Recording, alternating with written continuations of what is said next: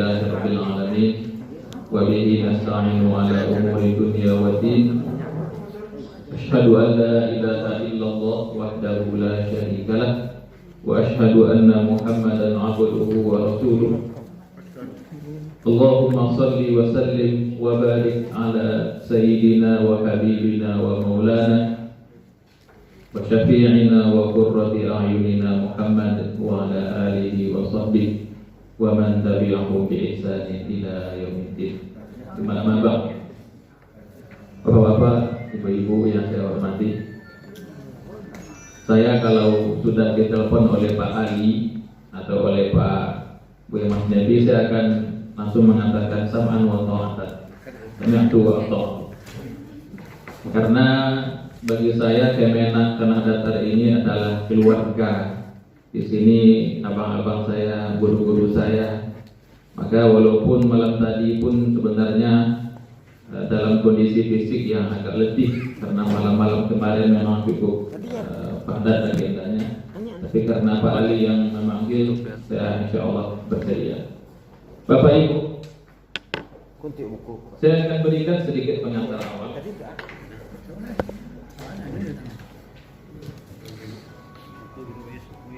Dari pengalaman saya memberikan berbagai materi tentang penyelenggaraan jenazah ini, baik di Padang Panjang, di Batu Sangkar, ataupun di Bukit Tinggi, saya menangkap satu kesimpulan. Ini bisa mungkin sebagai pengantar awal, prolog bagi kita. Kenapa muncul kesan bahwa menyelenggarakan jenazah itu sulit? Kesan itu membuat banyak orang yang ragu untuk mencobanya. Seakan-akan payah banget. Setelah ambil cukup untuk menelusuri, mengkaji berbagai literatur dan juga bertanya kepada orang-orang yang aktif di lapangan, apakah para ustaz, para imam masjid dan sebagainya. Ternyata sebab kenapa muncul kesan seperti itu adalah karena terlalu banyak khilafiyah dalam masalah itu. Itu membuat ragu jadi untuk mencuba. Kalau ikut dia batu atau enggak, ikut salah lo enggak, ikut bid'ah lo. Kesan itu muncul memang setiap orang, setiap ustaz, setiap buya menyampaikan sesuai dengan yang diketahuinya. Ditambah pula dengan terbitnya sebuah buku yang dikarang oleh ulama hadis dari Albaniyah, Syekh Al-Albani, Nasiruddin Al-Albani, judulnya Bid'ah Al-Janaiz. Bid'ah Al-Janaiz, bid'ah dalam masalah jenazah. Membuat jadi semakin ragu, semakin takut jadinya. Dan itu apa bukunya itu? Sehingga kalau setabah itu satu bid'ah mengenai jenazah, dari mulai menyelenggarakannya, dari mulai memandikannya, mengkafaninya, menyolatkan, menguburkan, tentu wajar muncul kesan bahwa itu bukan perkara yang mudah. Padahal sebenarnya kalau kita rujuk banyak kepada hadis-hadis yang sahih, menyelenggarakan jenazah itu sederhana, simpel saja. Bolehkah jadi kita tungku limpiang saja, mayat itu jadi itu mah. Ambil saja kain kapan agak salai menutupi seluruh tubuhnya. Lah bukan sah itu. Itu kadar minimalnya. Mandikan cukup saja disiramkan satu tubuh itu karena jadi itu. Tapi kan itu banyak pada itu. KCCA harus modeliko, KCCB harus modeliko.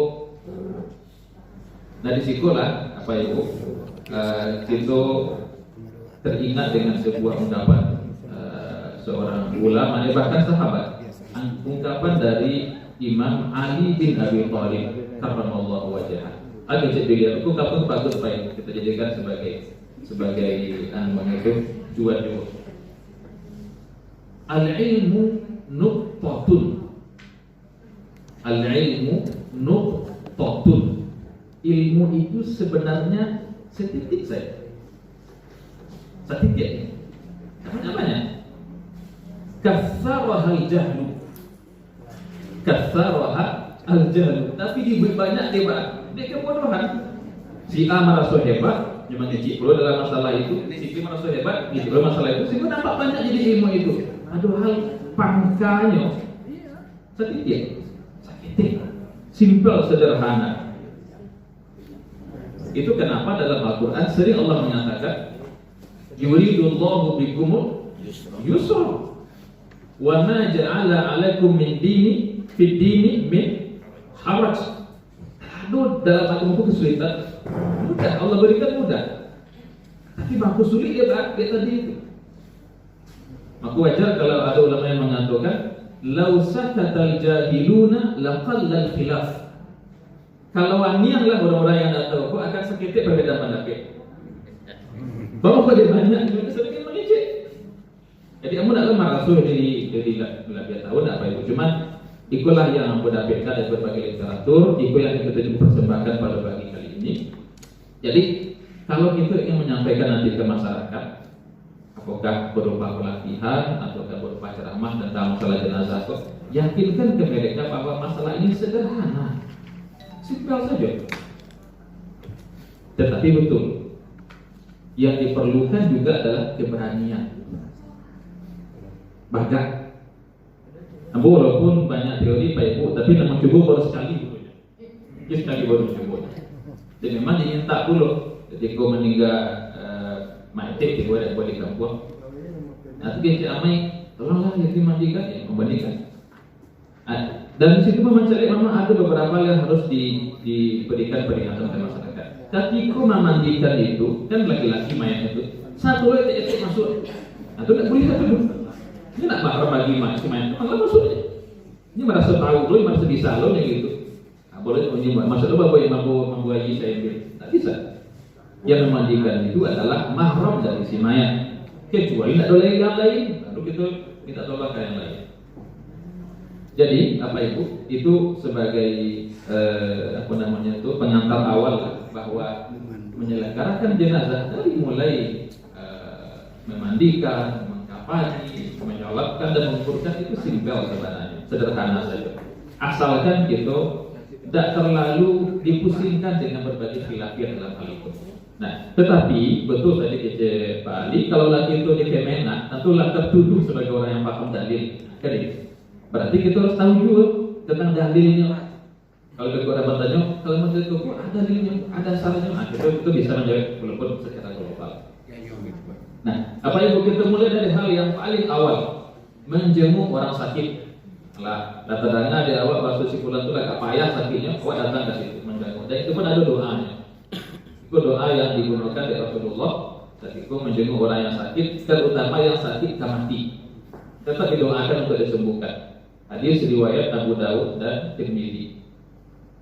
Man ada maridan lam yahdurhu ajaluhu faqala indahu sab'a marrat as'alullah al-azim rabbal arshil azim an yashfiyah.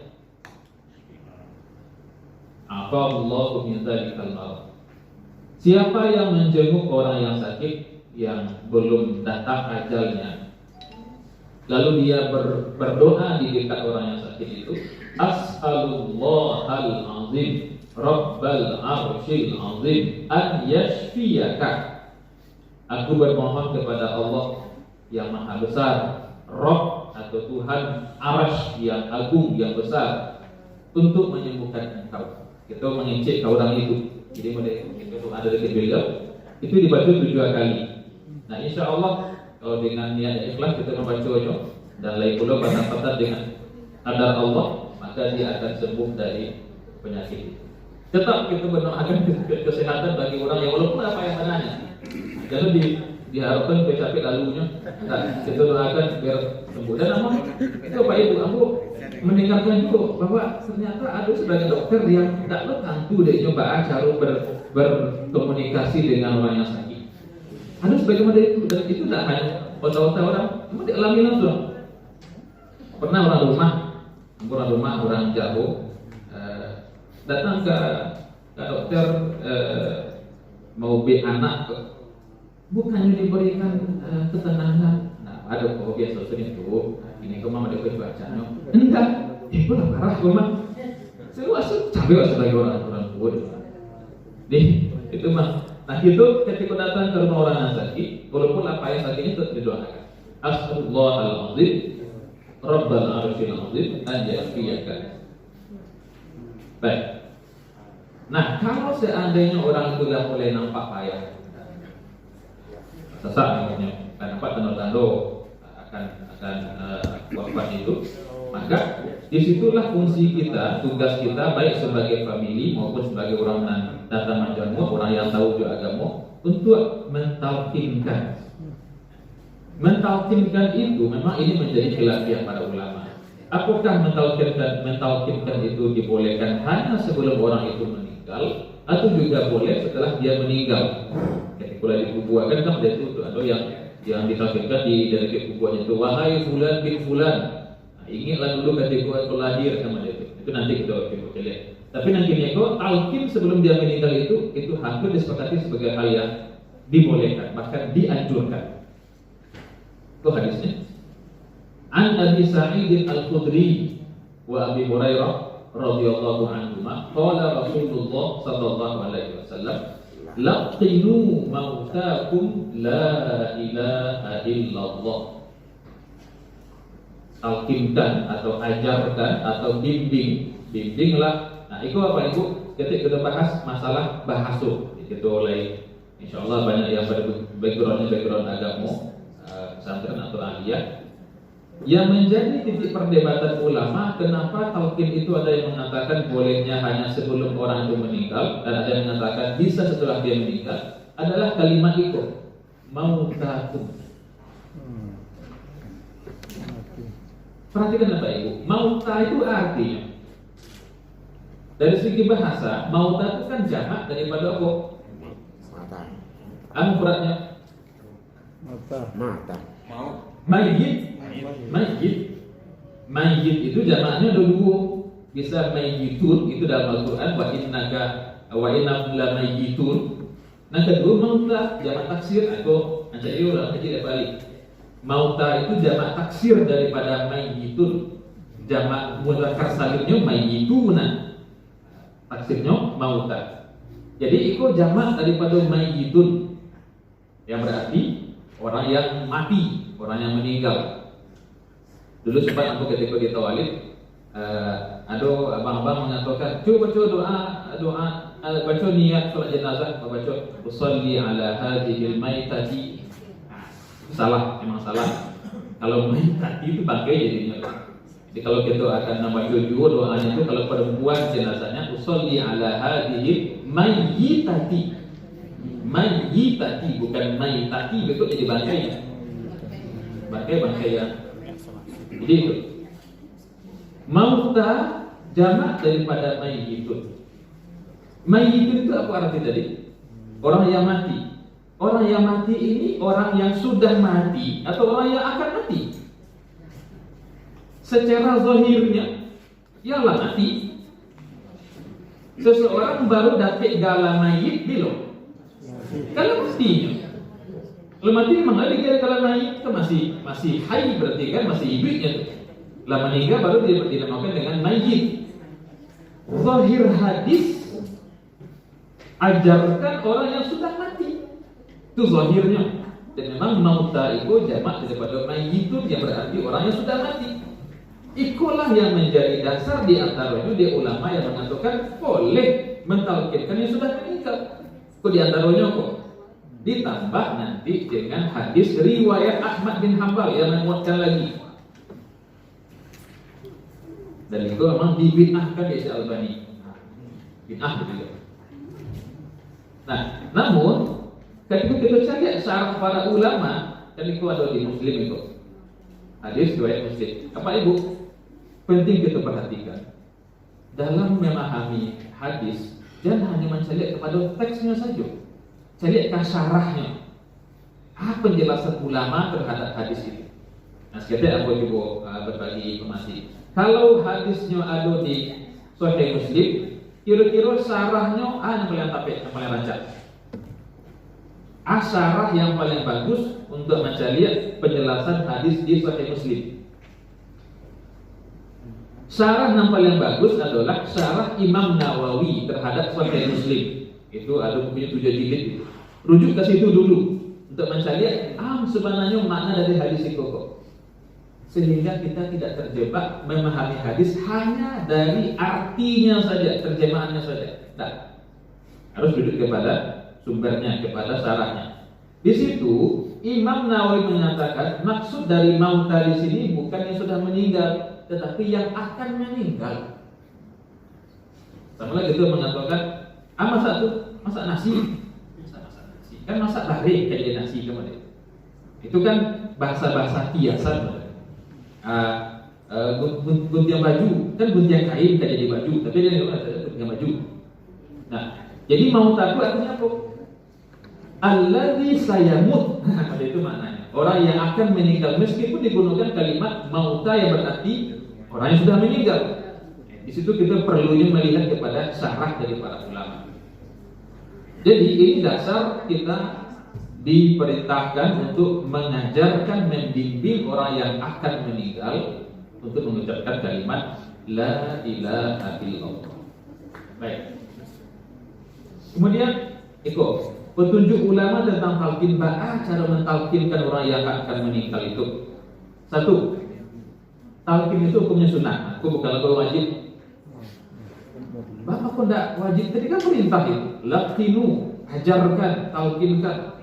Bukankah dalam satu kaidah usul dikatakan al aslu fil amri bil wujub, asal pada perintah itu untuk kewajiban.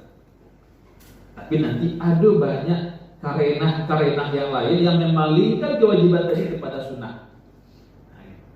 Dan itu memang ulama yang lebih paham. Tidak bisa hanya mencari kepada sajuan nafsnya. Jadi talqin itu hukumnya sunnah, bukan hal yang wajib. Walaupun jangan sampai ditinggalkan. Apalagi kalau itu adalah orang tua awak sendiri yang sedang kepayahan atau pemilih awak. Nah, kedua, tujuan mentalkinkan itu adalah agar kalimat terakhir yang diucapkan orang tadi yang sedang kepayahan itu adalah kalimat talqin. La ilaha illallah. Berarti bukan awak nambah kare-kare.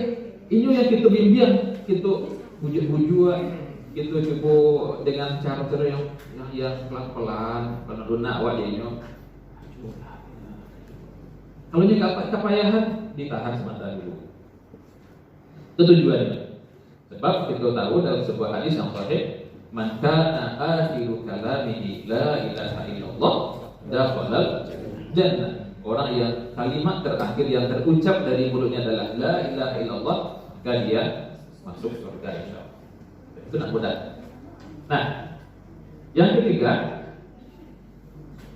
cara mentalqinkan kalimat tauhid tadi la ilaha illallah itu dibaca di dekat telinga orang yang sedang sekarat, dibisikkan kainnya dengan tujuan dia tiru itu, dia ikuti awak baca itu dengan pelan dan lembut agar dia mengikutinya. Beberapa bulan yang lalu menjelang COVID itu, tahun lalu makanya Abu diminta oleh Pak Kabak itu, Pak Kurizon, untuk memberikan jumlah materi itu di depan para pejabat eselon 2 dan 3 itu di Indonesia itu. Ada materi itu. Aduh Ustaz, Abu mengalami katanya. Antara orang tua beliau, antara anak beliau, kalimat terakhir yang terucap dari apa itu bukan la ilaha illallah, tapi subhanallah. Baru itu. Atau yang lain, alhamdulillah misalnya, atau Allahu Akbar, atau astagfirullah yang dia bacanya. Bisa tak menggantikan la ilaha illallah? Apakah orang tadi yang mengucapkan kalimat selain la ilaha illallah itu tetap mendapatkan kemuliaan seperti kalimat la ilaha illallah itu? Kalau bisa, kenapa? Karena salbiah. Karena mulia gitu. Tidak ya. bisa. Karena bisa. Tidak bisa. Nah, sebabnya kalau kita merujuk kepada tujuan kedua yang saya sampaikan itu kalimat tauhid. Yang lain itu bukan kalimat tauhid. Kalimat tauhid cuma enggak ada apa. ya. Yang berdasarkan nomor 2. Kira tunggu, tapi itu setelah.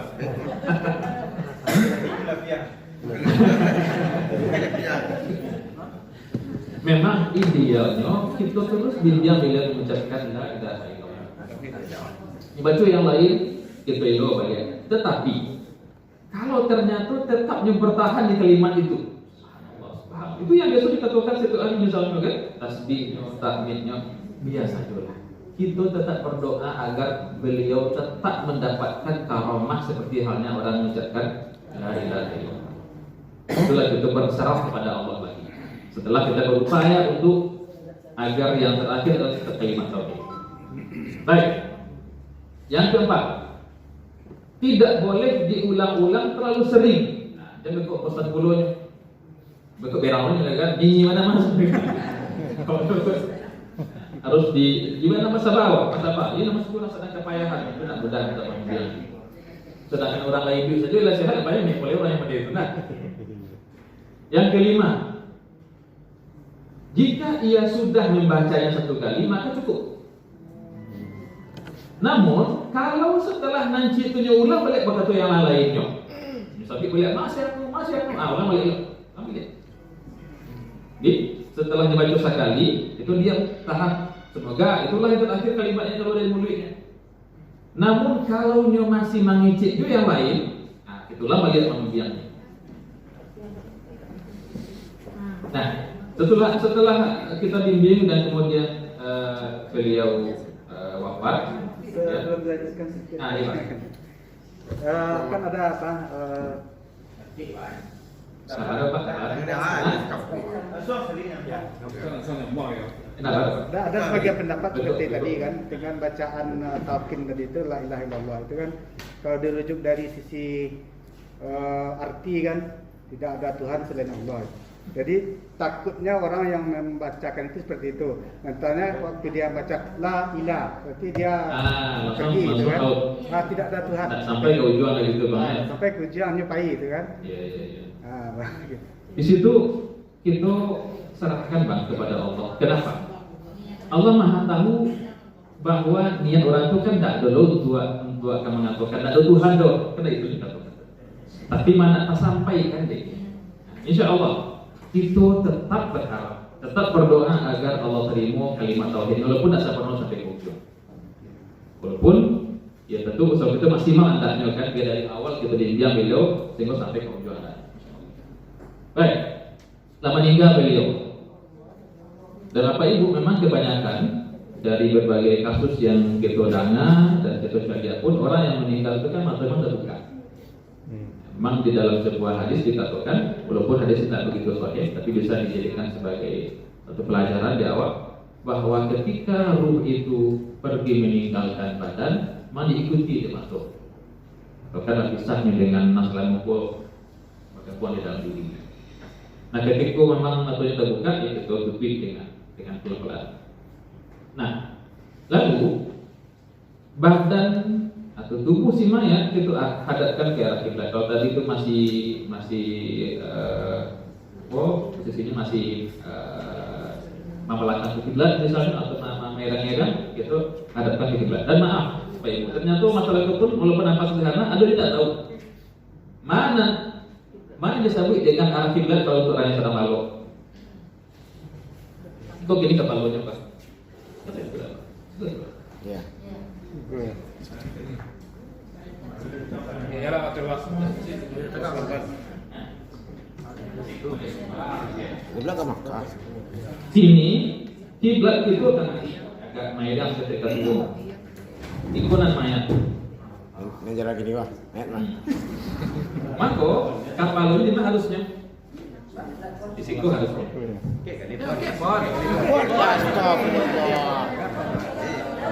Takah apa sih? Situ apa?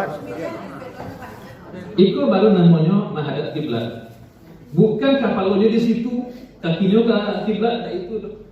Jadi ketika katakan andaikan masih hidup dan lalu pada itu mayatnya masuk ke kiblat arahnya. Di modeko posisi arah ke kiblat. Siapa tadi tidak tahu tuh, nyelatakan kapal kembali. Tidak, modeko. Dan ikut Kalau kelopak kaki dihadapkan ke kiblat, termasuk dengan kiblat atau tidak Pak? Posisi tidur. Agaknya pokoknya langsung ya pada kiblat. kaki ke kiblat atau ya. Kelopak kaki dihadapkan ke kiblat. Iya. Jadi harus kemana itu agak Pak. Oh iya.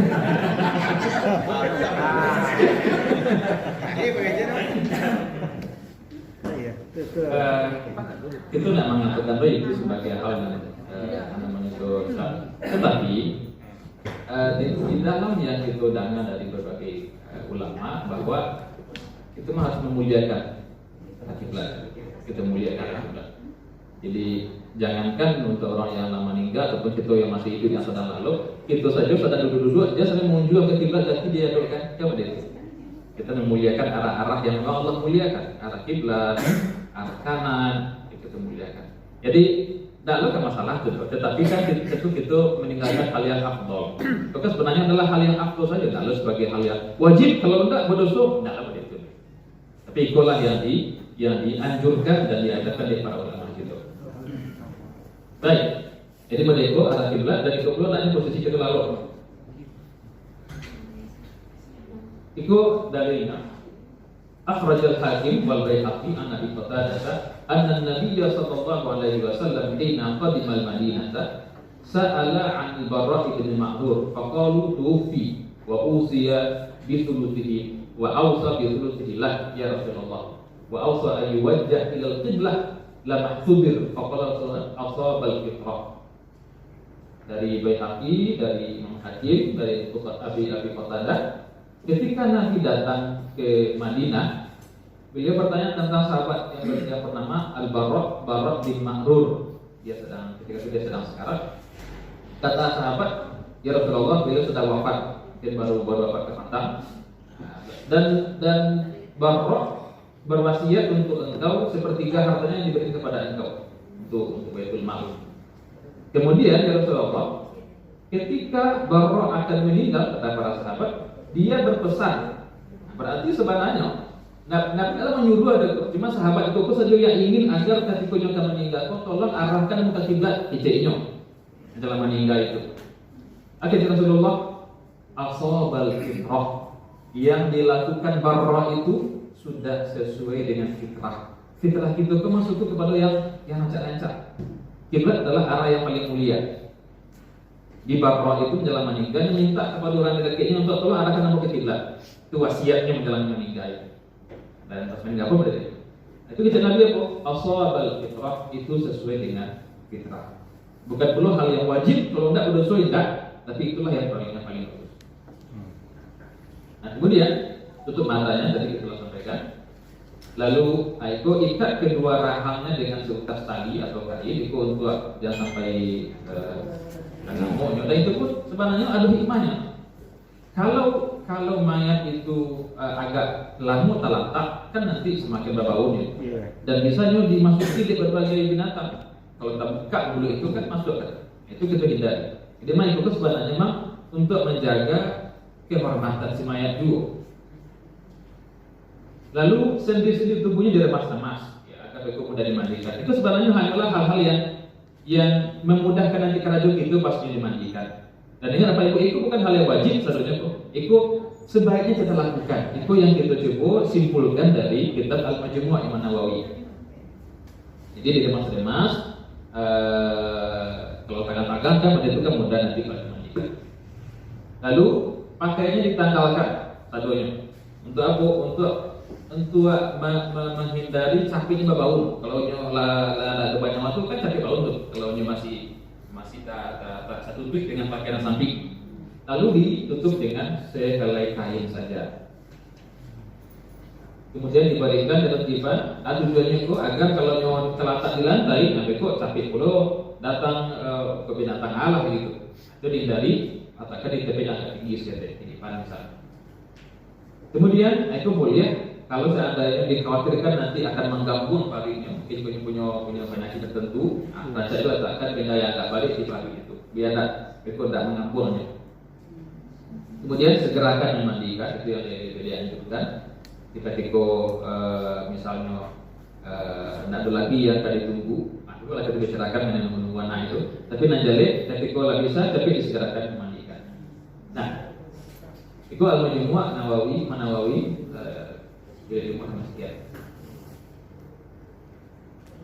Beberapa hal yang perlu diperhatikan. Satu, boleh mencium mayat dan menangis juga boleh. Itu hal yang wajar. Ketika yang meninggal itu orang yang kita sayangi, kita cintai. Yang tidak boleh itu mana?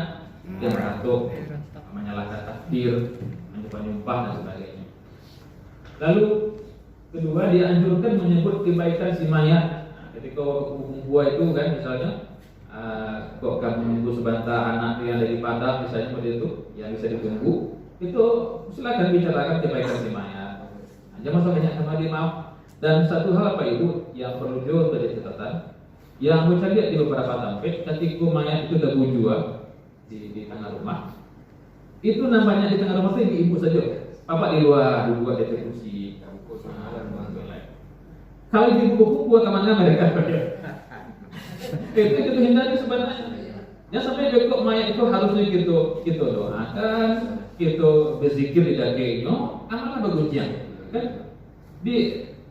Kalau bisa bapak di daging itu, bapak bisa diisi dengan zikir dan tak salah kalau kita mengaji-ngaji daging mayat itu dengan tujuan agar rahmat turun gawat. Baca Yasin, baca Al-Fatihah, baca An-Nas dan sebagainya daripada dihabiskan dengan hal yang ada. Kemudian, nah itu hadisnya sebagai dalil tentang menyebut kebaikan si mayat. Man asnaitum alaihi khairan wajabat lahu jannah wa man asnaitum alaihi syarran wajabat lahu nar.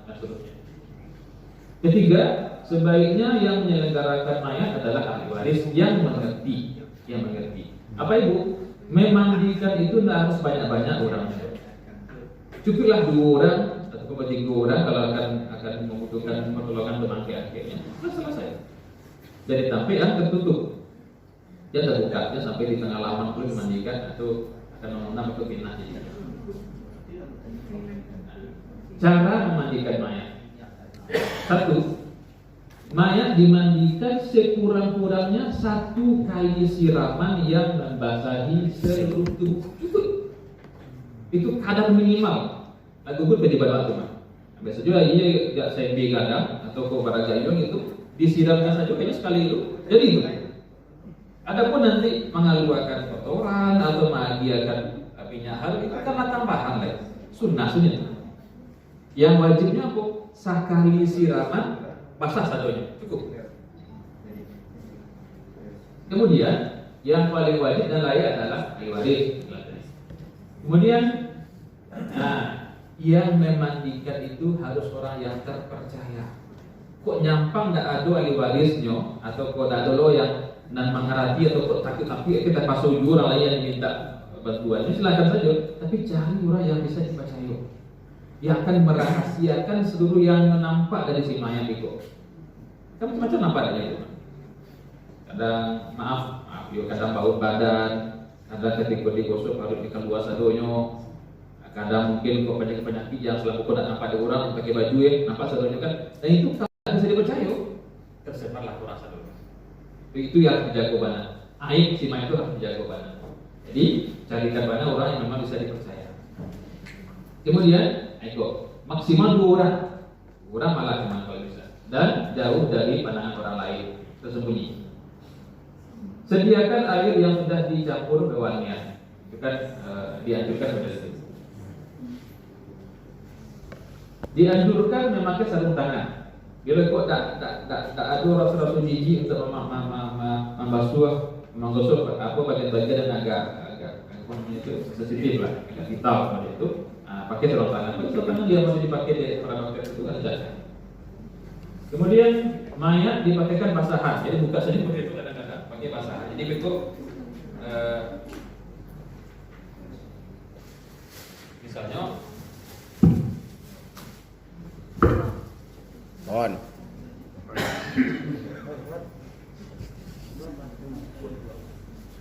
Iko kita anggap airnya jadi mandi mayat. Kita mandikan di bawah itu. Ambil airnya, ikat. Dibuka di bola pelepeh tak. Ambil air, silakan kamari. Nah, tetap ditutup dengan kain untuk menjaga aurat si mayat.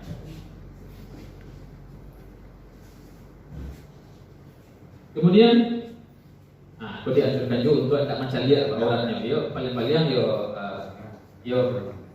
ikut saja di proses Kalau pun itu jadi benar. Yang sepelo ada bagian tak pasang kadang-kadang macam dia. Jadi itu untuk menjaga harga dari si mayat itu. Kemudian letakkan badan mayat di posisi yang agak tinggi. Itu dia memudahkan air untuk turun. Ketika lagi disiram dari atas ke bawah, bisa langsung air itu yang kita pakai itu keluar sekali. Kalau nyo dangkal saja kan kok tenang saja kok. Pokoknya kalau bisa memang diletakkan di bagian kepala kok macam bantal atau yang agak sehingga ketika air disiram dari atas ke bawah, langsung air itu turun ke bawah. Kemudian gosok badan mayat dengan pelan. Digosok dengan apa? Gosok saja dengan kain kapan yang dicabik sedikit. Gosok pakai bundar itu dah. Kain kapan cabik sedikit itu gosok-gosok. Lalu, nah yang dianggap satu kali mandi itu adalah satu kali siraman yang membasahi semuanya, baru seperonohnya. Nah kita kuliah memperhatikan hal-hal yang dianjurkan seperti didahulukan yang sebelah suwo, baru yang kita sudah tuh kok kita agak dimerahkan karena dia belakang pun basah itu kan tambahan sifatnya itu. Nah, awali dan akhiri dengan mewudhukan mayat. Nah, jadi tadi di awal dibasuh dulu mukonya, di tangannya, kedua-duanya, kapal kaki wudhu namanya kayak itu kedujung dituju. Dan misalkan ketika di akhir itu memang lah hadis satunya jam kok ketika lagi wudhu kan, lalu kedua sudah telek. Ketika mulai wudhu. Sirami dahulu yang kanan. Dianjurkan menggunakan air dingin, kecuali di daerah yang dingin juga, maka pakai yang dingin sedikit. Apa ibu? Walaupun itu mayat yang tidak bisa merasakan air itu agak dinginnya, tapi itu bentuk kita memuliakannya. Tetap hormatul mayyit ka hormatil hayy. Harga diri si mayat itu sama jurang ibrik. Jangan kok mengalir tak pakai yang itu, kan tak terasa ya gitu. Memang indah. Tapi itulah bentuk penghargaan kita kepada mayat. Makanya ada panjang perdebatan ulama ketika terjadi bencana di Pariaman, mayat itu kan lah di dalam apa tuh, masuk di tanah. Apakah masih dibolehkan untuk evakuasi? Tapi kok kita kan hanya menemukan tulang belulang, tangan terpotong, yang terpotong, ini biasalah. Ataupun ketika mayat, apakah boleh untuk disakiti badannya, patahkan begitu? Tidak, tetap tidak. Jadi sampai masalah air pun di ulama dianjurkan pilih air yang cocok di cuaca ketika itu. Kalau kita di cuaca angin mana, dingin pakai. Nah dingin cuacanya, angin pakai, angin kukuh. Itu bentuk itu memuliakan mayat. Akhiri memandikannya dengan air yang harum dan wangi. Itulah dari gosok-gosok, dari gesapun lo, kok terakhir baru dia gajo ayinan, tadi dari dia nyaman. Iko dianjurkan memandikan dengan jumlah yang kecil, 3 atau 5, 7. Ingat, dan dikatakan tigo itu, tigonya yang sempurna, sadonya basah. Kalau baru setengah itu masih setengah. Di nanji itu adalah kalau sadonya basah. Kalau mayat masih keluar najis, maka dianjurkan kok untuk mewudhukan kembali. Tapi kalau lapayah mana saat diwudhukan itu kan keluar, wudhukan kalau balik biasa lagi. Jadi kok gara-gara dulu waktu itu kami semayangnya kok. Jadi itu dalam kondisi yang wajar, yang normal. Kalau masih keluarnya wudhukan balik. Tapi kalau terus keluar, biasa lagi. Mengkapani minimal satu helai yang menutupi seluruh tubuh. Ini berlaku untuk mayat laki-laki dan perempuan. Itu minimal mana? Kita tadi mengatakan walaupun kita tutupi dirinya saja lah mayat itu jadi sah. Tapi mah harus tertutup semua bagian. Yang di bawah saja yang tertutup, yang karena yang biasanya terbuka. Ya. Itu minimal mana? Nah, tapi itu yang dianjurkan. Kalau bisa yang berwarna putih, kalau besok itu lakukan. Kemudian nah, bagus dan sederhana. Jangan pilih banalo nan usang, nan buruk-buruk. Dan ada sebagian ulama mengatakan kain kafan itu sebaiknya disesuaikan dengan kemampuan si mayat ketika dia hidup. Andaikan maaf dia orang kaya, maka pakailah kafannya agak ancas gitu, menengah lah. Tapi kalau yang orang sesuatu ya bisa juga. Dijan kok karena ingin kan kemati juga. Kok tuh kayak tak kehabisannya kok. Pakai selain besok dah sesuaikan juga dengan kemampuan gitu kondisi gitu. Kemudian untuk laki-laki itu yang dianjurkan 3 lapis, boleh pakai sorban dan gamis ataupun tidak. Betul kita coba lihat sama mencariannya. Minta 5 lapis, itu berarti nanti adonan akan menjadi karungduangnya, ada menjadi namanya itu kodenya. Baru kalau 3 lagi itu menutupi seluruhnya. Biar kayak kapan diambil dari kantasi mayat. Itu yang diambil sebelum nanti diwariskan.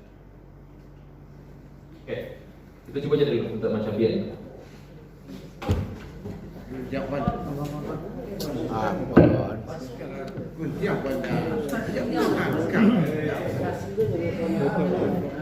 Siapa nih di mayat? Ya.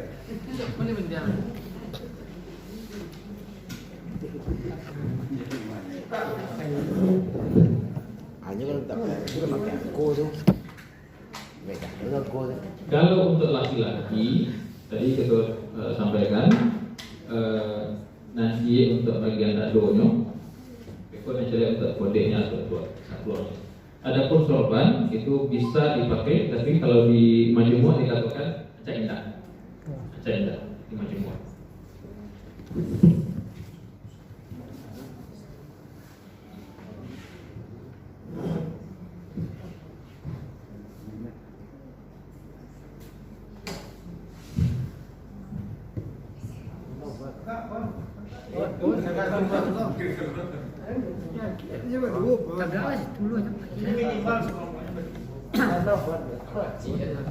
Apa ni lah?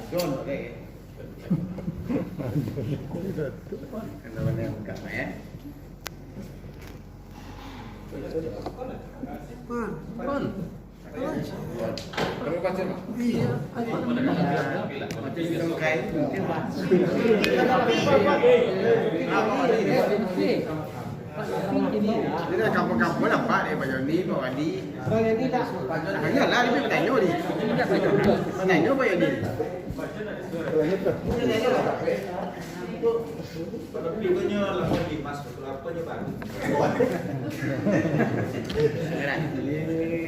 Yang ni je. Apa ni zakat apa Pak? Coba. Coba dah orang mandi ni. Coba. Tu je. Dokumentasi. Kalau itu nak online kan sekolah. Online kan. Mana? Ayat baca bah. Sejak macam tu pun ada dah. Kena ujian kayak biasa yo.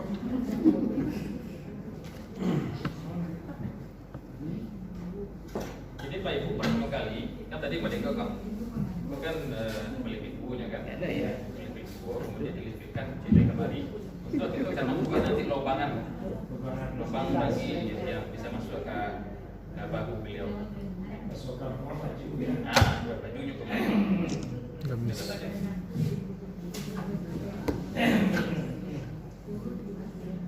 Bisa pun pakai.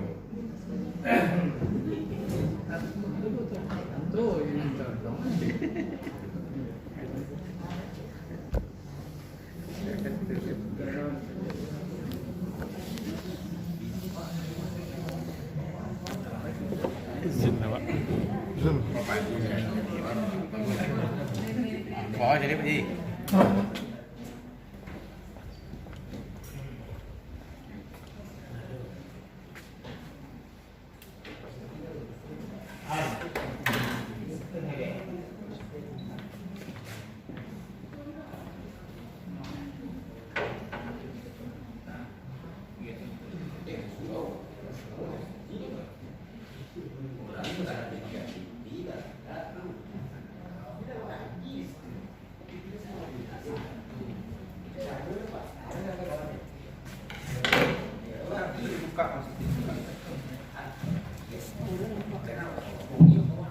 Apa itu cara mencari itu nak lalu gunanya.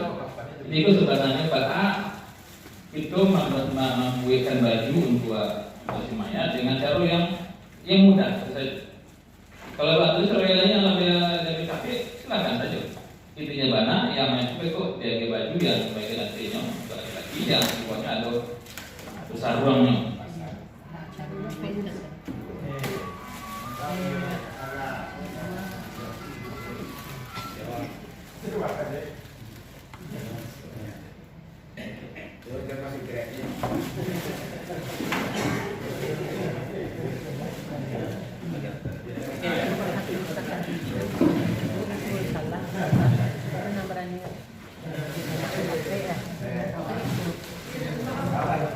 Nah, itu gitu, maaf.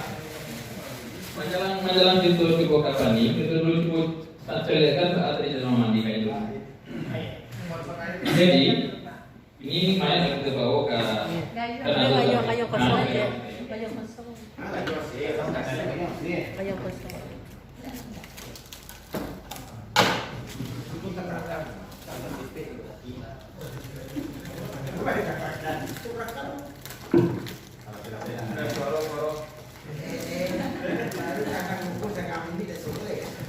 Itu dagang.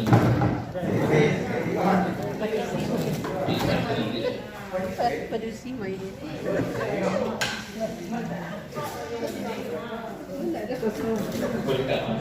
Padusi mai.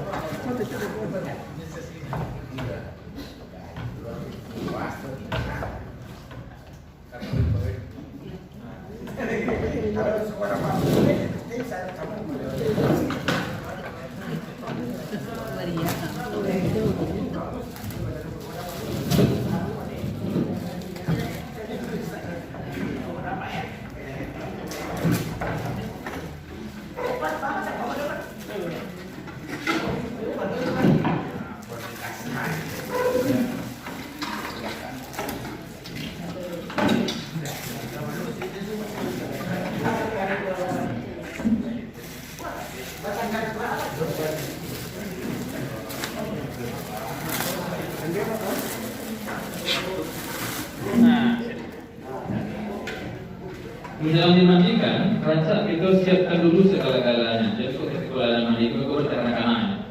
Siapkan dulu pertama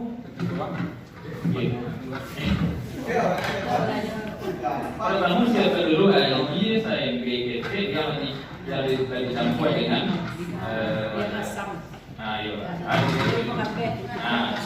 kafe atau air di pasar banyak.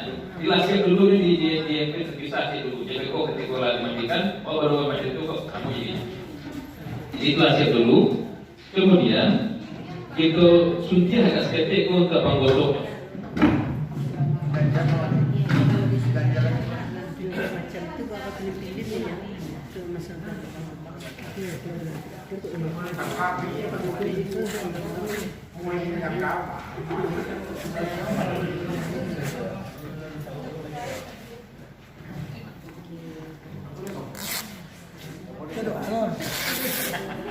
Bismillah.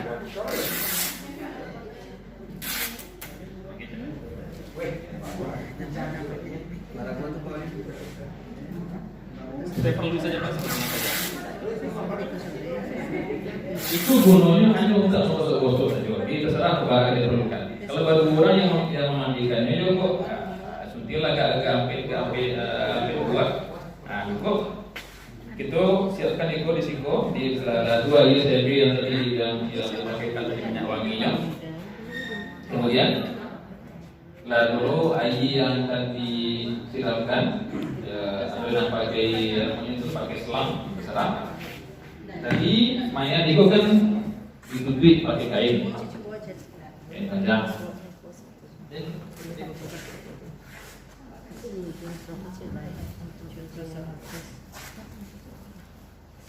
Pertama itu wudhukan dulu mayat. Berarti kita buka seketik saja, udah sampai ke buka pada.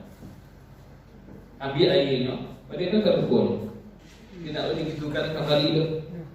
Diambil ke tangan, dibasuhkan mukunya, ambil. Nah, sudah tu ambil air balik, basuhkan tangannya sebelah buah. ambil air balik, masukkan tangan sebelah kiri. Sudah itu, terus ambil palunya lah. Itu kaki sebelah kuok, kaki sebelah kanan. Sudah berdua berarti. Kalau sudah berdua, baru kita sirami nan sebelah kuok dulu. Ambil air agak segayuang.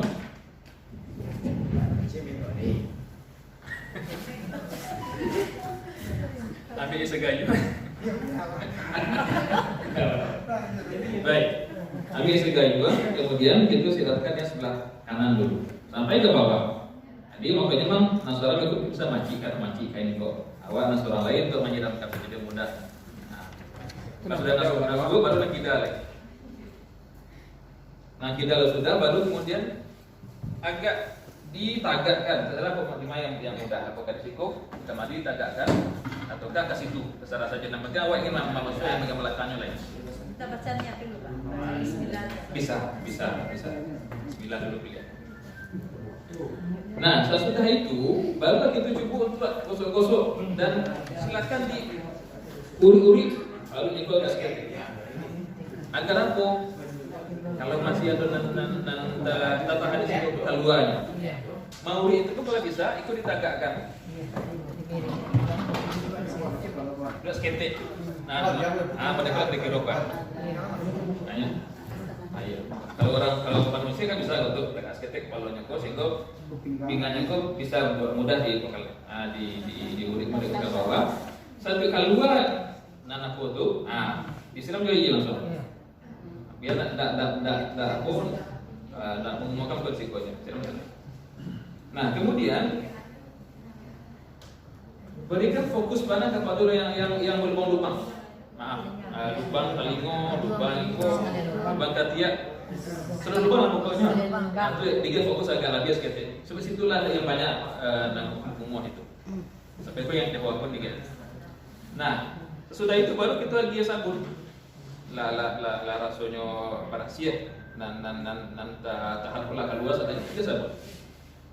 Sabun rasanya jangan langsung ke badannya. Lalu dibasuh dulu ke kain di sabun itu atau sabun cair saat itu baru pokok disiramkan kamari.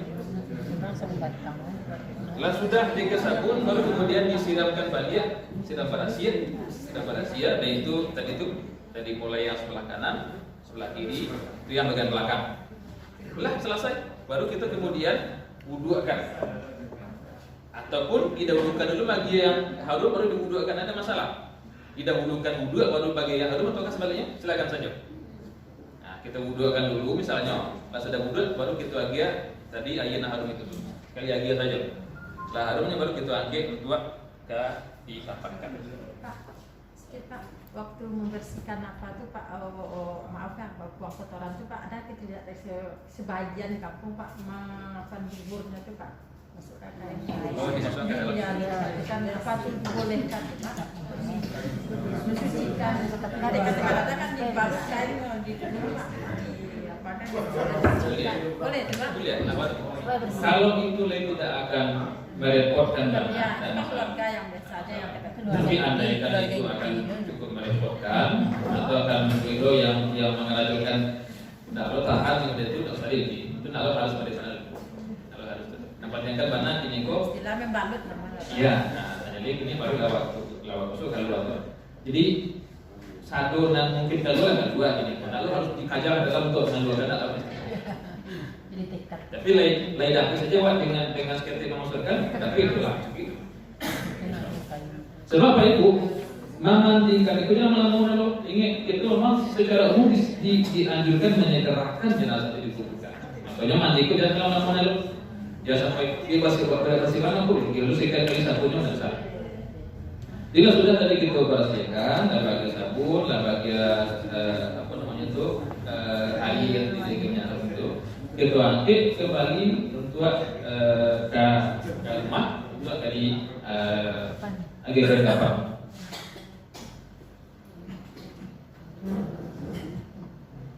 Nah, ketika diangkat ke rumah, itu juga hati-hati Bapak Ibu. Pokoknya kejadian karena yang angkat itu nak lo hati-hati atau nak lo kue badannya masih kok jatuh jadi. Nah, memang yo diangkat di orang lain kue, kemudian hati-hati banget. Kalau lagi itu jatuh kan betul. Nah kemudian Ketika di rumah, ketika diangkat itu tetap dia menggunakan itu kain tadi, jadi dianya telanjang terbuka gitu. Nah, pakai kain. Kalau bisa mas sediakan 2 kain, ya kan? Ada kain yang diam itu ketika kalau sudah mandi itu biasanya kayak diatin dibuka dengan rumah. Lalu, itu akan menamparkannya, menamparkan ini. Saat masalah menantikan tadi, setelah kita bersihkan sampai bersih, kemudian sudah disiram sekali dengan air bersih. Kemudian untuk menentukan ini apakah perlu kita tukar kain basah ini? Sebab kita khawatir ketika Ada Iya. Bagus. Pokoknya segala bentuk kehati-hatian kita agar tetap terjaga kesuciannya kita lakukan itu. Kalau memang akan dikhawatirkan nanti ikan basahnya itu akan kanai najisnya, ya sudah kita tukar di yang bersih.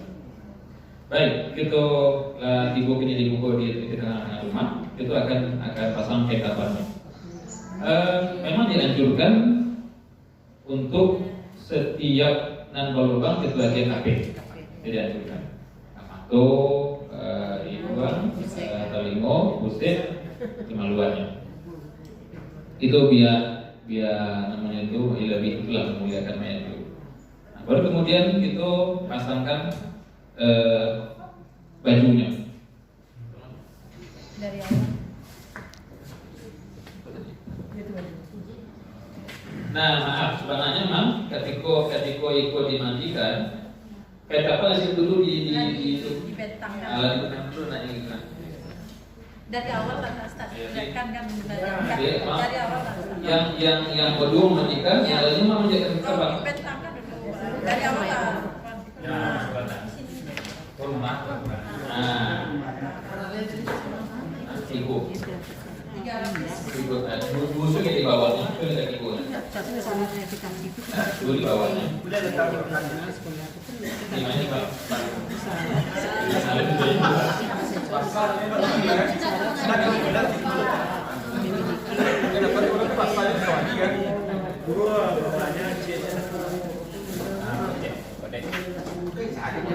Jadi sedikit salah satu lah. Itu kodenya di kok yang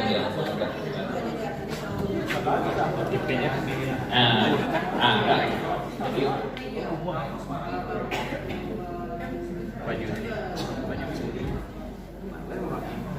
kain kapan itu bulian gitu siram lo dengan amharum. Kampus baru. Bulian kampus baru atau itu sudah.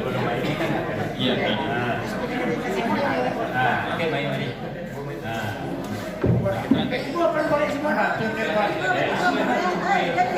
Jadi tanggapan.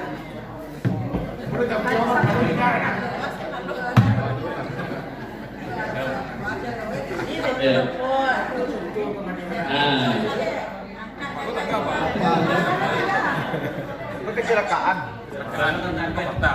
Tapi letak panolet. Ini ada tanya saat. Iya, perempuan itu kan mengenai manifestasi sebagai daerah, saya mandikan di atas ada yang di Belus, Mas.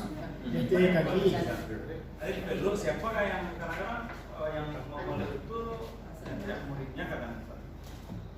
Ya antara apakah dipeluk atau apakah diletakkan di atas hantu itu, nggak masalah manapun yang terbaik lah. Yang jelas, ya nggak boleh yang tak mahram.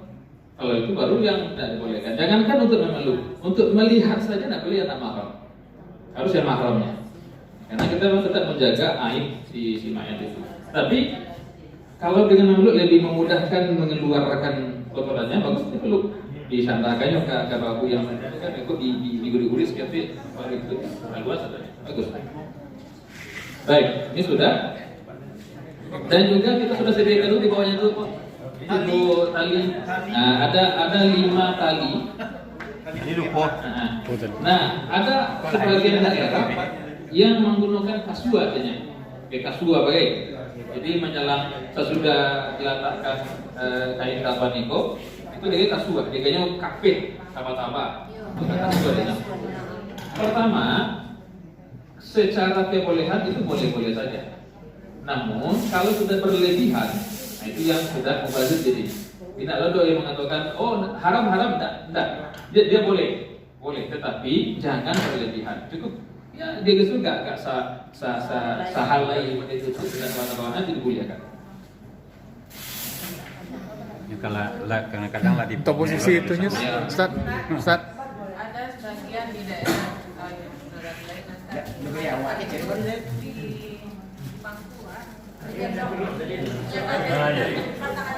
Ketika bilang dari bakunya, Lupa beda di Pangku ya di Palu. kalau di Pangku itu. Selama yang sebenarnya adalah mahramnya, Oh ya, tadi ada. Ustaz, untuk posisi untuk letak-letak kapas. Iya, Pak Ibu perhatikan. Untuk kapas tadi kita katakan itu di bagian-bagian yang paling bawah, ya, di batu, di hidung, di telinga, Langsung kering cuci. di kemaluan. Kita pasang baju itu. Kita pasang baju. Kemaluan. Nah, kemudian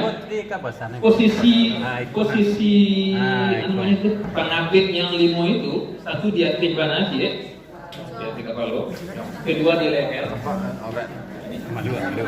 ketiga di sini, bisa di dada, di dekat perut, keempat nanti di lutut, kelima di bagian bawah sekali, 5 itu.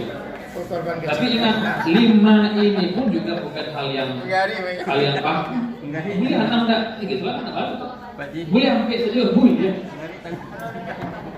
Cuma kan itu tujuannya biarnya lebih takut saja itu. Nah, maka jaga 5 itu, satu di kapalo, di kapalo, satu di leher, ketiga di dadonya atau di ketahui sekesek, kemudian kaki berikut di lutut, kelima baru di bagian kaki yang ke bawah. Nah, begitu lah, pokoknya. Lalu lah. Alah Pak, tali Alah. lah. Lutik. Yang mana? Cara Bang Duluang. Minggu apa? Minggu kan kacau kari. Nah. Nah,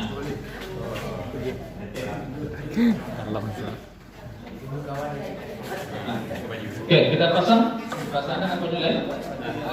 Bajunya. Yang pasan. Baju sudah. Nah, kalau laki-laki gini, kalau laki-laki berarti tidak usah pakai sorban. Laki berdekok. Binti gua halai itu salai untuk nangkap matamu nampil bawah, kedua untuk kaji di baju, ketiga untuk kagodeknya. Nah, mana di kode? Alah. Alah.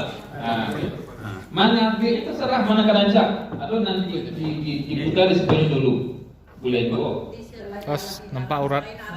Ikut dulu mah itu dulu.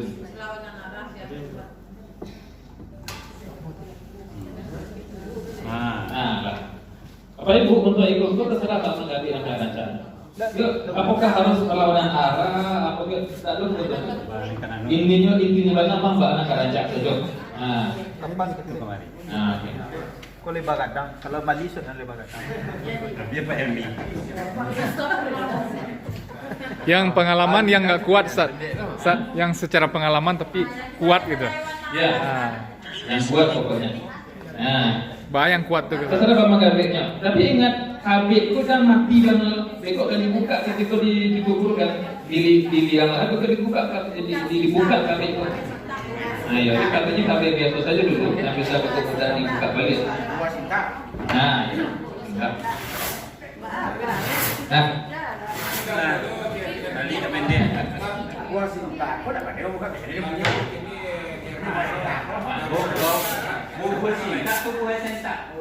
ya sebenarnya kalau betul-betul dari bulan itu dibuka. Itu mafia. Pengabik itu bersambung. Kalau tidak di KP. Itu nak tidak biar. Kita itu bukan. Itu kurang rupiah. Karena dengan masalah jadi advokat dia. Silakan saja setelah mulai dalam batas yang wajar. Tidak perlu di sana, ada membuang-buang akhir. Ini kan bego kata aja. Dan dibuangkan juga. Kalau dalam batas yang masih wajar, silakan. Dibolehkan ya. Ustaz, sebagian untuk ketika habis dikubur nanti wajib dibuka atau bisa? Tidak wajib. Tapi memang itu yang ulama anjurkan. Jadi Ustaz, di beberapa sampai tiket koko diusahakan sebelah kiri mayat untuk memudahkan KP-nya ketika Dia lebih hikmahnya kan. Ini nanti mayat itu ketika digalakkan kan dimedenkan, ya. Betul. Kan nggak sudah di apa nih? Tinggal lagi kita bawa ke masjid kita ada sholat. Kain pengikat mayat itu diambil dari kain yang 3 itu atau dari yang lain? Boleh dari yang lain. Tapi kalau seandainya memang 3 ini cuma yang ada, ya itu sedikit sesuatu itu kan nggak tahu kabarnya itu yang lain. Tapi kalau memang ada kain yang lain, itu utuh yang itu. Sekiranya kain kafan ini kan ada yang bidang kecil itu. Kalau seandainya dijahitkan untuk menjadi besar, itu bisa nggak kira-kira Sar? Boleh nggak dijahit bisa digabung gitu? Supaya supaya gadang bisa malingkui ke sadonya gitu. Ya kalau seandainya memang mayatnya mau bawa dan gadang, silakan saja. Tidak ada masalah. Kalau harus kain kapal itu kain yang nak wajai, nah itu kan untuk ihram itu yang begitu kan. Bahkan kalau adanya kain kapal, kain panjang itu kita bolehkan jadi. Namanya kan betul. Jika itu kan hanya diajukan saja yang putih kok. Apapun jenis kainnya silakan. Selama tidak berlebihan. Ya, kalau pakai kain terus kan berlebihan. Kain eram itu dipakai untuk apa gimana? Boleh, Pak. Boleh. Kalau ada yang bermasih selama itu suci kainnya. Kalau nyugal adat itu Anda pakai deta.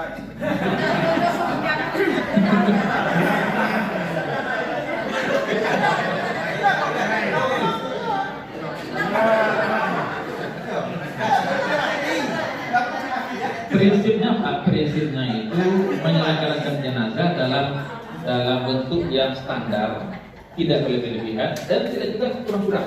Gitu.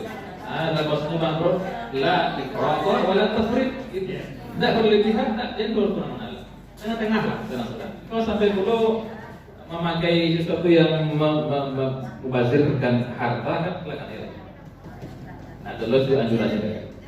Nah, dengan demikian sudah selesai kita kafani, kita bawa ke masjid untuk disolatkan. Nah, untuk sholat kita sudah tahu bacaannya kan mengenai niat itu kan laki-laki lama itu apakah memang harus dijaharkan, apakah memang boleh dilafazkan, itu kan laki-laki terserah. Tapi kalau untuk dia lebih takut silakan lafazkan.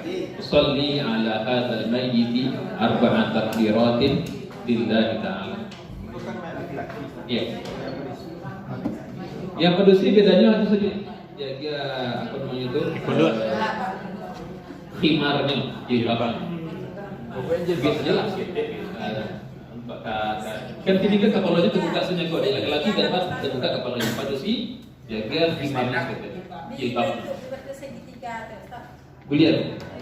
Macam lihat ada sebagian orang yang dia nak jadi satu tweet dan kepala loko. Kalau kita teko bagian kepala belakangnya, terus saja kuku. Lalu ada satu ketentuan baku, nah pantiannya lah baku khimarnya jadi. Baik, apa ya Bu? Sampai di situ. Dalam proses penyiraman ini baik dimandikan maupun ini, apakah ada doa khusus ataupun niat yang wajib kita laksanakan? Tidak. Aku lah cek di buku yang muatabar, tak ada doa khusus. Paling itu hanya niat dari di awal. Niat itu pun lalu harus dilapaskan. Dan lalu ada sifatnya yang baku tuh. Sengaja aku berniat untuk memandikan jenazah saja. Dia amalia cukup bernilai pahala saja. Dan dulu, kalau dimandikan, bacaannya apa nih? Ada. Paling berikut kayak itu menguburkan yang ada bacaannya. Bismillahirrahmanirrahim. Rasulullah. Selebihnya ada. Tak ada yang dianjurkan mana nak tu. Kalau ingin membaca zikir ini macam mana? Ketika mana pun waktu ini kesukur itu ya. Cuma yang buaya ada doanya. Waktu itu orang mayat dulu doanya. Itu doa ada 10 orang. Silahkan dibaca kalau mau ya Pak, tapi tidak harus. Sama saja kita dengan kita pergi haji tahu yang pertama ke doanya, kedua tidak ada betul. Kalau ingin dibaca kan siapa? Lepas doa apa? Tapi apakah ada pada itu tuntunannya? Tak ada. Walaupun ulama mengatakan haram dibaca bid'ahnya, tak ada bid'ahnya, itu kan doa. Kan hal yang mulia tuh, tapi tidak ada keharusan untuk itu. Tapi kalau itu kan jadi barik tuh, Pak. Masih saya apa sebanyak itu doa. Pertama, sila pertama, kedua. Nah, jadi kita ulang di awal bahwa agama itu mudah, insyaallah. Mudah sih. Baik. Ustaz, waktu memandikan itu arah jenazah itu apakah harus menghadap kiblat juga? Atau? Tidak ada hak keharusan, tapi memang bagus. Dalam segala hal, Pak, kita memang sebaiknya menghadap ke kiblat. Walaupun kita duduknya di kantor, kalau bisa ya kiblat kita manduknya gitu. Tetapi ke arah yang mulia itu. Dan masih ada koneksi kawat tuh. Dia bagaimana ke arah Amerika atau ke arah Manchester kan? Ke arah kiblat kan? Aduh tuh kan isi kawat tuh. Nah itu keharusan, ada kewajiban, tapi memang itu ada. Kadang kondisi kamar mandi atau kondisi apa? Iya, pasukan anak iya. Keklesong aku katanya tidak salah. Itu kan, jadi selama bisa diusahakan bagus. Tapi kalau tidak bisa karena kondisi kamar mandi atau memang tampik yang tidak memungkinkan, jadi pasukan mana? Baik. Kalau dalam proses pelaksanaan desa mungkin tidak menjadi salah asalkan terlaksana dengan baik. Tapi ini kadang mungkin Ustaz sudah pengalaman. Kan ada perlombaan. Ketika peserta membawakan doa-doa pilihan, doa-doa tambahan, apakah itu merupakan tambahan poin bagi peserta? Bisa. Berarti si peserta itu telah mengkaji masalah itu lebih jauh, silakan saja. Tapi jangan sampai doa-doa aja sembarang saja. Kita pun harus tahu doa ini bacanya itu. Kadang-kadang doa itu kan jawab karena anda tahu mana sih kok. Lebih salah doa itu baca, padahal mungkin nanti nama itu doa. Tapi kadang tidak pas gitu kan. Ya misalnya dia baca doa sedang memandikan Allahumma barik lana fi ma razaqtana kan. Kan tak pas itu. Itu doa itu kan tak pas itu tapi itu Standar penilaiannya sudah pakai itu masuk sudah. Doanya doa apa? Lain dan ada tidak di dalam kitab yang baca itu memang ada itu ada anjuran. Nah, masalah itu Pak, kalau dalam perlombaan ya. Ustaz, tentang yang boleh memandikan jenazah pria ataupun wanita ini Ustaz. Mungkin diberikan contohnya untuk laki-laki siapa saja yang boleh, perempuan siapa saja yang boleh. Kalau jenazah laki-laki, maka orang pertama yang paling berhak dan paling wajib adalah putranya, anak laki-lakinya. Kalau tidak punya anak laki-laki berarti adalah kakak, abang atau adik laki-lakinya. Itu dulu. Kalau orang dulu itu nanti. Kalau tidak ada yang laki-laki baru kepada perempuan. Jadi itu urutannya dulu. Didahulukan laki-laki. Dia laki-laki lo yang meninggal kok. Anaknya dulu atau ke abang atau adiknya, tidak ada baru ke mamanya, atau punya mamanya. Dan laki-laki sebetulnya baru putri melek. Atau putrinya kalau ingin lo salah satu silahkan saja berdua dengan anak dengan saudara laki-lakinya. Boleh, tak masalah. Kalau boleh akan buangnya kok, andronya boleh. Istri kalau istri boleh untuk memandikan jenazah di dalam mazhab Syafi'i. Di mazhab yang lain tidak dibolehkan. Kenapa? Karena kematian memutuskan hubungan keduanya, sehingga tak bisa lagi dikatakan istri itu meninggal. Kapan dikatakan istri? Itu masih hidup kan? Meninggal betul orang Asia yang lain. Orang Asia makanya kalau masih sentuhnya laki-laki itu batal kan itu. Itu di mazhab yang lain di Syafi'iyah dibolehkan. Ataupun nanti kalau Pak ingin ke Saji menjelang itu cuma dulu dia ibu itu, nak batal wudhu di Syafi'iyah. Kalau dia lain tak boleh. Kalau wudhu Syafi'iyah anak kuliah ya. Maaf, Syafi'iyah malah anak kuliah pada itu. Jadi itu hal khilafiyah yang kita juga perlu untuk ketahui sebagai kehati-hatian sebenarnya. Tapi tidak sampai ke tahap haram pada itu. Oh haram enggak. Cuma sebaiknya kita menghindari khilafiyah. Itu betul. Makanya ada kaitan itu al-khuruju minal khilafi mustahab itu kata fikih. Berlaku sebaliknya, Pak. Sebaliknya. Ya, berlaku sebaliknya kalau kondisi istrinya meninggal laki-laki, suaminya kuliah bisa kuliah, tapi yang lain tak kuliah. Dan tetap disarankan yang sejenis gitu, laki-laki. Kalau mayatnya perempuan atau laki-laki? Boleh.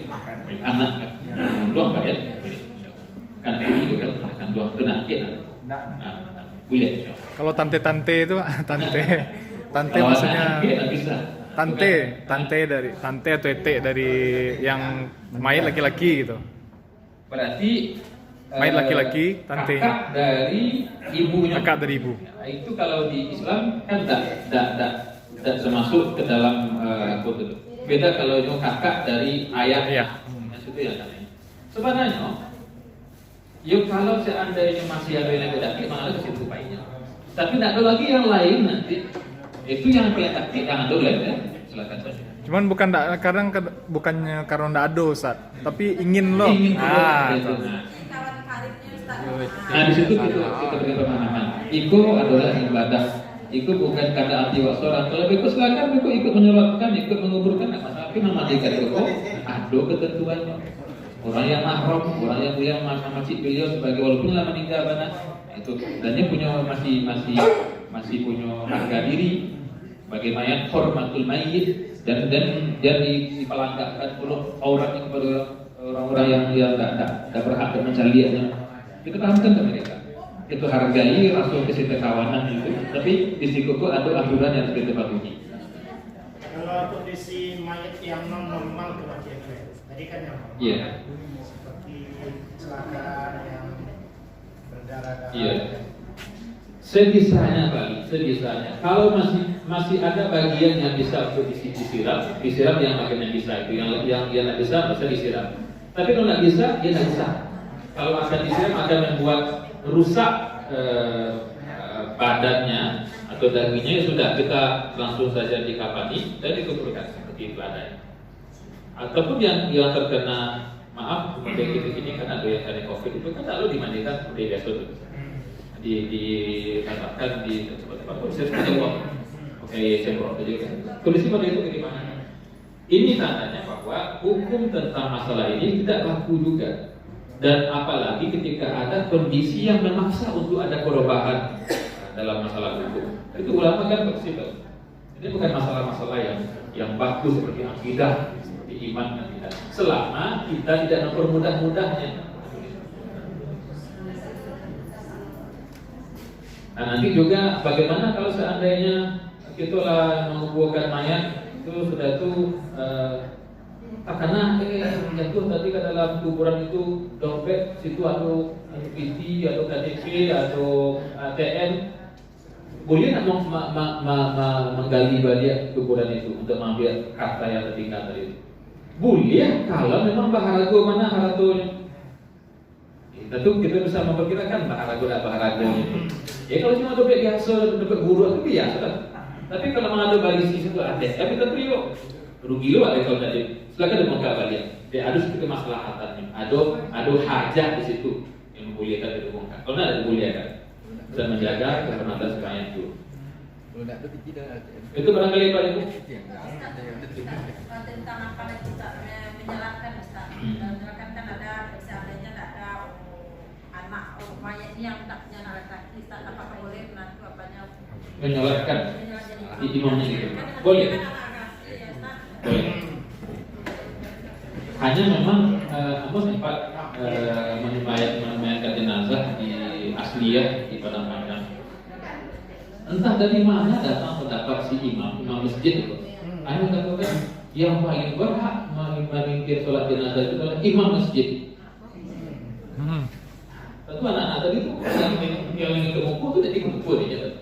Nah dalam hal itu anaknya yang paling berhak. Kalau untuk yang biasa, ya aku imam yang paling berhak. Ya orang lain disuruh atau disilakan. Tapi kalau itu masalah jenazah, anaknya yang berhak. Lalu anaknya baru kemudian kok akrabnya atau kok laki-laki laki-laki sama. Tapi kalau tidak ada yang bisa, ya kok dek malu dulu, dek udah tuh lebih boyo, akhirnya lah kegerukut lagi. Nanti serahkan kayak yang biasa yang lalu. Itulah imam yang penting. Tadi lupa waktu menguburkan itu kan ada sebagian daerah azan kan, azan. Ya, mengantarkan mayat dengan azan itu, aku baca di Majmu' Nawawi itu memang ada yang mengatakan itu dikiaskan kepada kedatangannya dulu pas ketika lahir dengan diazankan juga. Tetapi para ulama menyatakan sebaiknya tidak dilakukan. Lalu yang dikatakan itu haram, tapi sebaiknya tidak dilakukan. Dia kiasnya lemah di situ, lemah, kiasnya dhaif. Menyamakan itu dengan kalau lagi diasatkan itu lemah kiasnya, maka jangan dilakukan. Walaupun kalau dia melakukannya dan harus itu batu biasa. Dan kalau kita akan bercakap karena itu, tapi di situ di ulama itu mengatakan sebaiknya jangan lakukan. Itu kan ibadah itu sebenarnya. Apa itu? Itu barangkali dan sesudah itu kalau bisa memang kita sibuk. Di ilmu itu memang ya sibuk semuanya kan praktekkan. Dan mungkin awalnya agak gari-gari, agak dan tak tahu kita harus merasa malu kalau katanya orang misalnya kan. Aku mau dituju lah walaupun katakan, iya tentu saja. Bahasa yang lancar untuk macam dia kapan kalau dia lebih tahu bahwa pengalaman Islam itu itu jangan ikut di awal malu juga atau kadang tahu kan dia orang Kristen bujuk bujuk akhirnya masuk ke koloni maksudnya aja pada itu tapi mana yang saya lakukan dilakukan dan memandikan itu hal yang benar.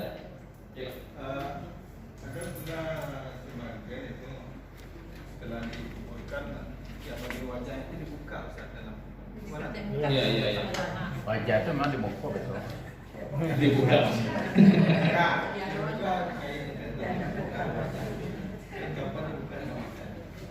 Ya kalau di dalam anjurannya para ulama kita tadinya memang ya pertama dulu yang ikatan dibuka setelah dia dihadapkan ke kiblat dia kepanahannya dengan air dengan tanah yang dibuka juga diangkat dia maju ke situ. Nah masalah wajah juga kita bilang dia juga apa ya apakah sebaiknya dibuka atau tidak. Nah itu tak lo menemukan pegangan yang kuat untuk mengatakan harus dibuka. Ya kalau dikatakan dia satu juga tanahnya, ini kan satu juga akhirnya juga. Tidak lo sebenarnya. Tapi kalau perlu dilakukan silakan saja. Tidak lo larangan dan ada perintah secara khusus. Jadi sebenarnya hanya beberapa saja yang memang agak baku dalam masalah jenazah ini.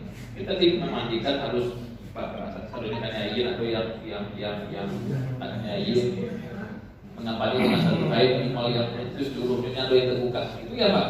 Tapi mengenai ibu limo pakai sorban, pakai kode, pakai iman itu kan sifatnya itu adalah tambahan anjuran kalau bisa dilakukan itu tidak ada masalah. Itu barangkali Pak. Bapak Ibu. Semoga dengan Mas Diko itu bisa lebih menampilkan satu bekal dan tinggal lagi prakteknya insya Allah. Satu ilmu dan diamalkan, nah itulah tahu lah sambungannya insya Allah. Jadi semoga itu loh yang menjadi namanya itu contoh ya bagi masyarakat memandikan dan menyelenggarakan jenazah dari awal sampai akhir insya Allah. Banyak maaf. Wassalamualaikum warahmatullahi wabarakatuh. Waalaikumsalam warahmatullahi wabarakatuh.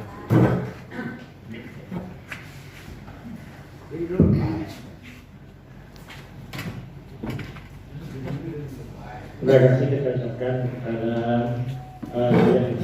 yang memperhatikan Allah dari kita. Sebelum kita akhiri, mungkin ada beberapa hal yang akan disampaikan.